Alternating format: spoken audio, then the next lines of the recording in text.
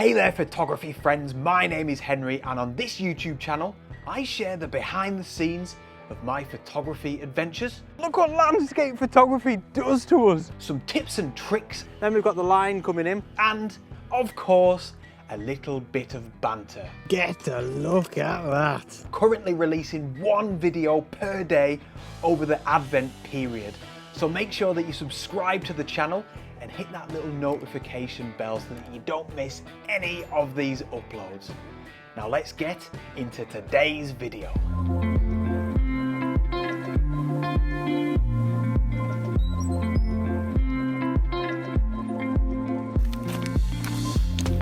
Good morning, everybody. Good morning, fellow photographers. And I don't really know what to say about this morning.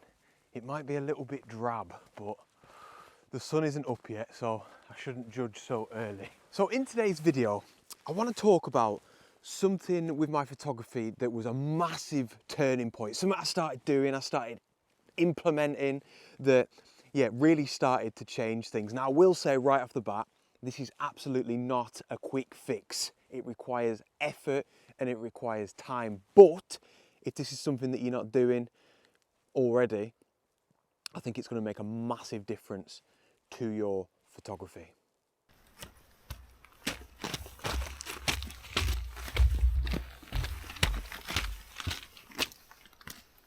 Oh, and there is the wonderful shape of the Langdale pikes. They seem so omnipresent in the sort of south and central Lake District, really. Absolutely beautiful. They just seem to look good from every single perspective. Now, I just wanted to check in quickly and see how yous are doing. Hope you're all enjoying my little Advent series that I've got going on. One video every 24 days over Advent through December. And yeah, if you want to follow along, please do hit the subscribe button.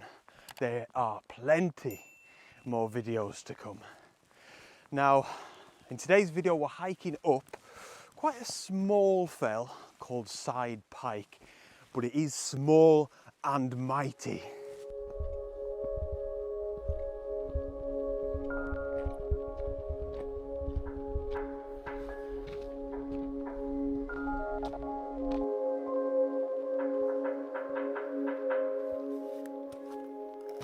So I think I'll probably stick with drab.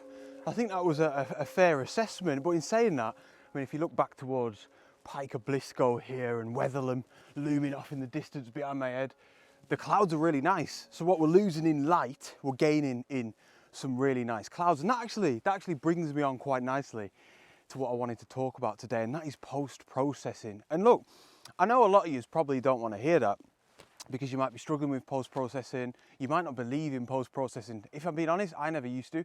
I went, I think, a good couple of years without post-processing because I guess looking back now, it's because I didn't understand it. But yeah, I went a good old while without even doing it. Now, the reason I'm mentioning the clouds specifically is because on this sort of day, I know that in post-processing, when I get any images that I take today into Lightroom, I could bring out the detail of these clouds. This is wonderful. This is not just a boring overcast day for me. All right, like I said, it looks very unlikely that we're going to get any light, but this is brilliant. And I love the power that gives you just to be even a little bit competent with processing your raw files. Now, when I talk about editing your images, I always feel like there's a little bit of a caveat whenever I bring up this topic that I need to say. And that caveat is that when I'm talking about editing your photographs, I don't mean that you're manipulating them to the point where they're beyond recognition. All I mean is you're taking a raw photograph, providing you're shooting in RAW, of course, that is, well, the clue's in the name, is raw, it's unedited, it's unprocessed, and it needs work doing to it. And in my opinion, like, you don't have to agree with this, you can disagree, but this is just from my experiences. The editing of a photograph is at least 40% of the final product. For me, it's so important. But I'll reiterate, it doesn't mean that the image is being completely manipulated. It's just a really important part of the process, from leaving your house to go out on a photo shoot to maybe the final product of a printed photograph. It takes up a big old section in that timeline of what taking a photograph means.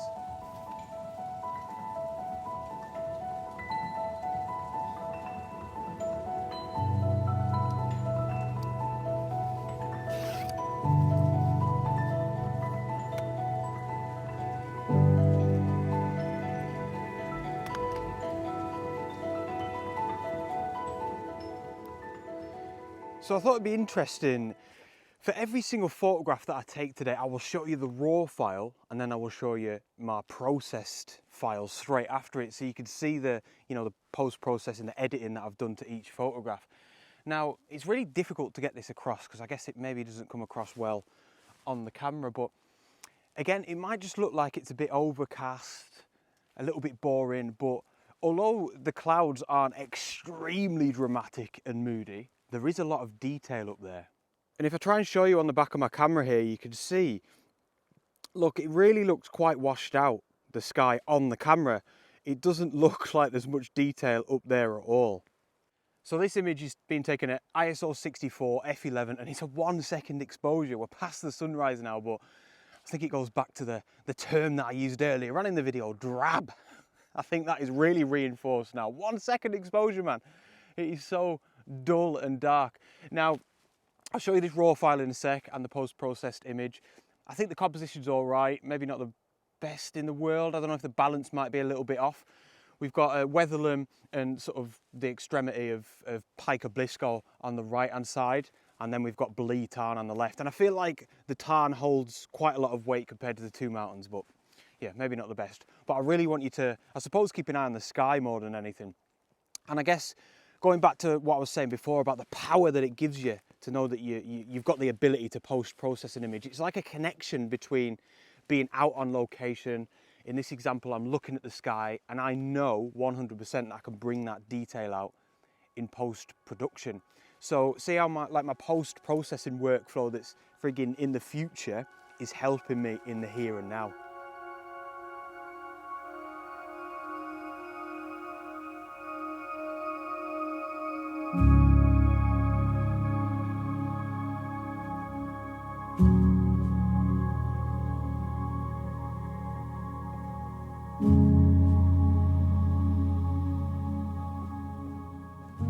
So how was it?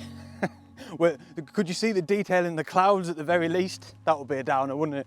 If the processed file was really washed out as well. But no, I just wanted to mention as well, because we have just been specifically talking about clouds for a long time. That's just today's example, really. You know, post-processing is completely unlimited. Imagine if we had light, we could enhance that. Sharpness, the colour of an image, we could turn it into a black and white. The contrast, you know, these are just basics really, and then there's a whole world of more advanced stuff that you could do. I just think it's brilliant. But like I said, for me, it's really all about that connection that we get between being out on location and sort of knowing what we're going to do with the file when we get it back. I've spoken about this before, and it is a really important part to my own personal workflow. So we've got a nice little cairn here, look. Langdale's in the background. I think I'll probably turn my attention to the Langdale Pike soon enough, because I just love to get a photograph of them on a day like today where it's pretty moody, you know, there's detail in the clouds. Now, I'm going to move on. I don't think I'll get a shot from here. Side Pike is just there, see the dome shape? So not too far at all, but I'm just going to meander quite slowly and keep the eyes peeled for any more photographs. I changed my mind. I've lied to you. I've changed my mind. I'm going to grab a quick image from here. I think just a nice simple shot really of this little cairn on the left hand side and the Langdale Pikes on the right. I'm just going to get it handheld. Oh man, it's still so dark. So f9 ISO 400 and only getting 1/50th of a second, but that's the sort of lowest that I will go with this camera. I just want to recompose it slightly. I'm just going to focus on the cairn. And there we go. Quite a simple photograph, but yeah, the clouds are nice. That looks pretty nice. I don't mind that at all. Honestly, like I've said, I just think the Langdale Pikes are such a beautiful subject. Oh. So I'm actually going to shoot the image in a portrait orientation, just incorporating this little, it's like a little strip of rocks here. It's brilliant. There's loads of cracks in it. Everything's helping to lead up to the cairn and then up to the pikes. Absolutely brilliant. So it's such a simple photograph.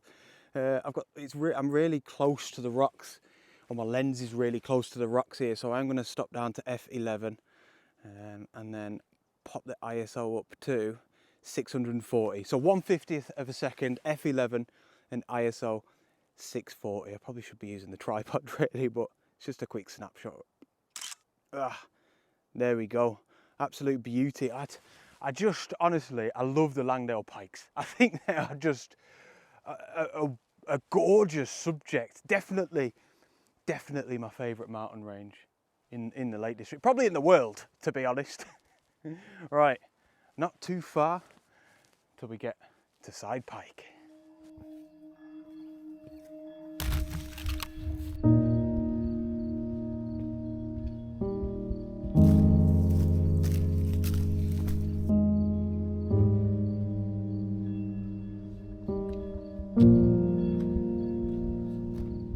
So there we go, top of Side Pike. We've got one rock here and we've got one rock here. I don't know which is the highest, it doesn't really matter. I'll touch this one. I think it looks maybe, yeah, tiny bit higher. It's not a weighing, right? So a bit pointless. Now, well, I'm doing a bit of a loop really, a small loop. So go back down the other side of Side Pike, which looks incredibly steep from here, and then kind of go back down that way and around the fell. But I think I'd like to get at least a quick snapshot from up here on Side Pike. And there's something else with regards to post-processing that I want to talk about as well. And I'm hoping this will appeal to those that are not into post-processing, they don't have an interest in it, things like that.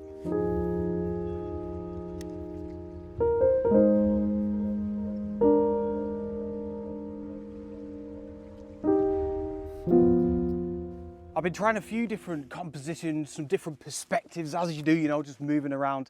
And really what I wanted to incorporate was foreground, same as the last shot. I definitely wanted this big lump of a rock in over here, but then I wanted some immediate foreground as well. So I've stuck the wide angle lens on the front of the Nikon Z7 and I'm at 14 millimeters, really wide. And we just got this kind of bunch of heather here and then some more of these rocks. It looks really cool. So I'm focused down on these rocks and the heather, this sort of area here. F14, ISO 64, and it's at 1/4 of a second. So 3-second timer. And there we go. I really love the way that looks on the back of the camera. I've got it in a 5:4 aspect ratio. I just prefer that a lot of the time when I'm shooting in a portrait orientation. And what I love is the rocks over here on the top right of the image. I love how they're at the same or a similar level as the Langdale pikes. So I've just taken another quick snapshot, incorporated some of these rocks on the left-hand side, and then essentially just this wonderful view here. Now, I wanted to talk about presets for your post-processing. Presets are generally something that I never use until recently. I took this shot in the Cairngorms, and for some reason, I guess it's because it wasn't my usual subject. I don't often shoot buildings and man-made subjects. I thought, oh, let's have a little go at Lightroom's presets. If you don't know what presets are, they're kind of these like automated ways of processing your photograph. You just click a button and there's all different ones. There's like film simulations, there's high contrast, there's absolutely all sorts. But this was using one of Lightroom's film simulation presets, and I just think it looked absolutely brilliant. So that is the photograph that I've just taken, that's the raw file. And I'll show you now, I'll apply one of Lightroom's film simulation presets, I assume, but I'll put underneath the image which one I've used. And hopefully, at the very least, it's an improvement on the raw file. But yeah, please comment down below, let me know what you think about that. But I thought that would be interesting to mention for those of you out there that don't want to sit behind a desk and you'd prefer a bit more of an automated approach to your post-processing.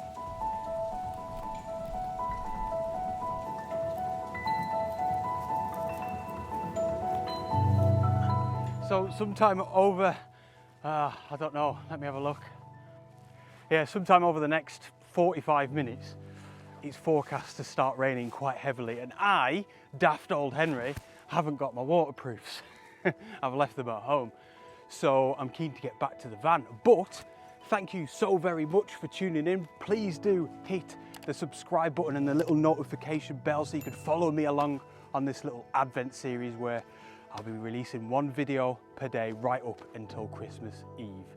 Thank you so much for joining me on today's adventure. Please hit the thumbs up button if you have a quick second, and do comment down below. Every single comment gets read and I try to reply to as many as I can. Thanks so much for your support, and I shall see you on the next adventure. Out!